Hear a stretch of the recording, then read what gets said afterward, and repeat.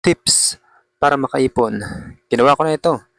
Kaya ako nakaipon from 0 to 100,000 pesos.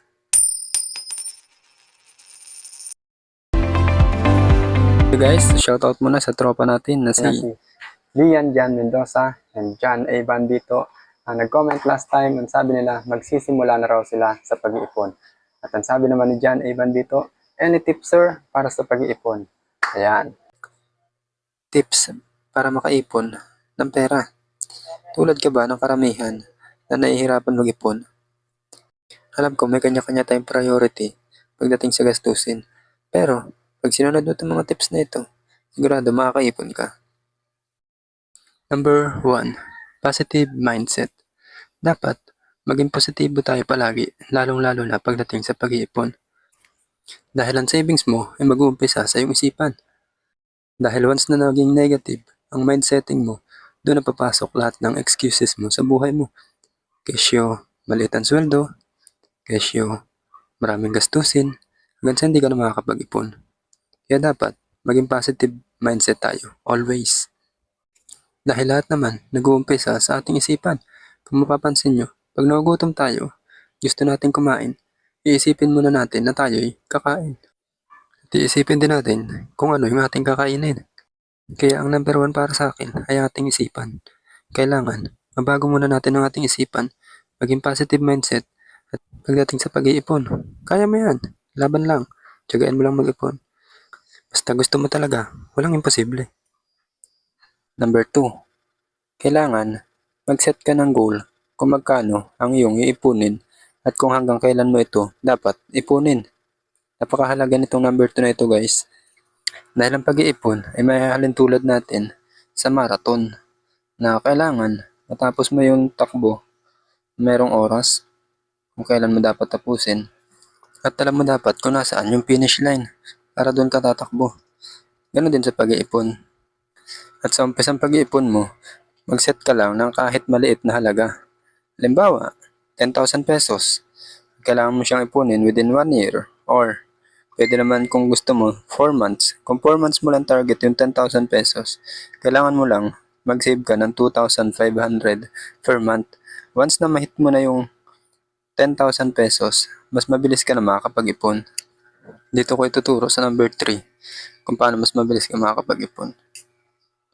Number 3. Kailangan palakihin mo ang income mo. So isa ito sa pinaka-challenging na part pagdating sa pag-iipon, yung number 3 na ito. Pero kung meron ka nung number 1 na positive mindset at meron ka nung number 2 na goal na makapag-ipon, mabilis mo lang magagawa itong number 3. So narito mga tips para lumaki ang iyong income. So number 1, kailangan mong maghanap ng trabaho. Mag-apply ka ng trabaho na mas malaki yung sweldo kaysa dun sa dati mong trabaho para mas mabilis ka makapag-ipon. Pwede rin tong option na ito, yung pwede kang magpa-promote para mas malaki yung sahod mo. Pag lumaki yung sahod mo, mas mabilis ka makakapag-ipon. O kunyari, helper ka sa isang construction worker. Ngayon, mag-invest ka sa sarili mo. Mag-aral ka, aralin mo kung paano mas lumaki yung sahod mo. Maging foreman ka o maging skilled ka sa construction, mas malaki magiging sweldo mo. Ganyan din naman sa security. Kunyari, security guard ka. Kung gusto mo mas malaki yung sweldo mo, mag-security officer ka. Magpa-promote ka sa bilang security officer, applyan mo. Pagiging security officer. Ito pa, isang paraan para lumaki ang sahod mo, lumaki ang income mo. Pwede ka mag-invest. Pwede ka mag-invest sa stocks. Gaya ng ginagawa ko, nag-invest ako sa stocks para tuloy-tuloy yung bigay, may additional income ka. So, pwede ka rin mag-invest sa mutual fund. Pwede ka rin mag-invest sa crypto. Ito, meron akong crypto. Ito. May video ako dito. Kung gusto nyo, panoorin nyo na rin. Mas mabilis man tutunan yung crypto na shinare ko dito sa video na ito. Pwede ka rin mag-invest sa livestocks. Yung kagaya nitong video ko na to, yung kambingan, ito kung magkano ang income. Nakikita nyo dito sa video ko.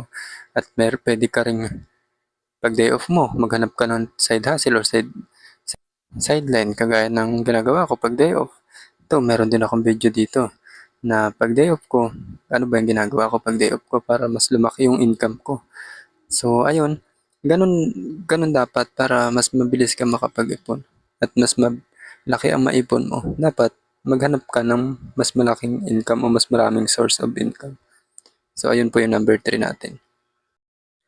Bonus tips ito guys. So, dapat mag-focus tayo. Mag-focus tayo sa assets. Dapat alam natin yung assets at saka yung liabilities para mas mabilis tayo makapag-ipon. So, ayun guys. Sana nakatulong itong video na ito sa inyo. Para tayo makapag-ipon. So, hanggang dito lang muna guys. Please subscribe sa aking YouTube channel. And then, see you next time. Salamat!